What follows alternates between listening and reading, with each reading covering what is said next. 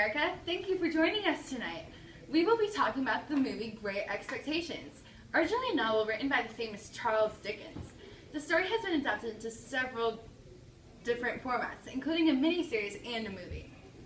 The miniseries was released in 2011, 3 one-hour sections on BBC. In this timeless classic, the young Pip grows into the handsome gentleman who is portrayed by Douglas Booth.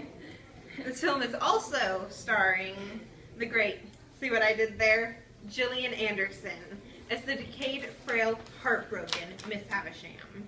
Vanessa Kirby as the beautiful, cold Estella. The well-known pale young gentleman, Herbert Pocket, is played by Harry Lloyd, who coincidentally is related to Charles Dickens himself. Then there is Jaggers, the aloof lawyer, played by David Suchet. Director Brian Kirk made some major changes from the original novel, changes that made the movie into an injustice to Charles Dickens and his amazing writing. Changes like writing out several characters that we grew to love in the novel, like Pip's friend and earliest teacher, Biddy, Walworth Wemmick and his love, Miss Skiffins, and the aged. The list goes on. However, this is not to say he did not do some things right. For example, the setting still holds true to the Victorian-era style. The Sayers house, for example. Miss Havisham's dwelling has a decayed and aged appearance, lending itself to the description in the book, ghastly. Jagger's office is somewhat a letdown in comparison.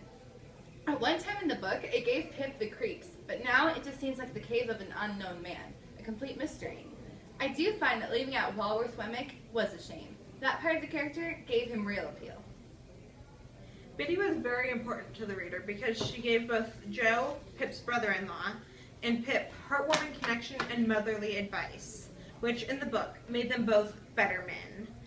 By writing her out, the director and screenwriter show that they did not comprehend nor care for the original novel in short.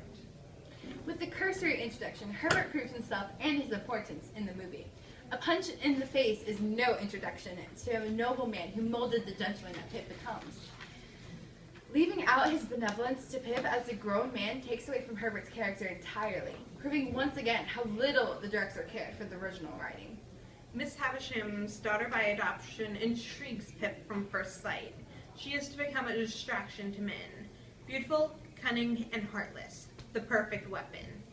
Pip fell into this trap seamlessly. Sadly, so did she.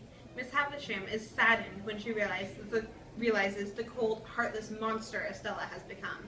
My only regret is that the miniseries did not reveal the discourse which brought this about, as well as the true ending of the novel. In comparison, the book is far more detailed than the miniseries shown on BBC.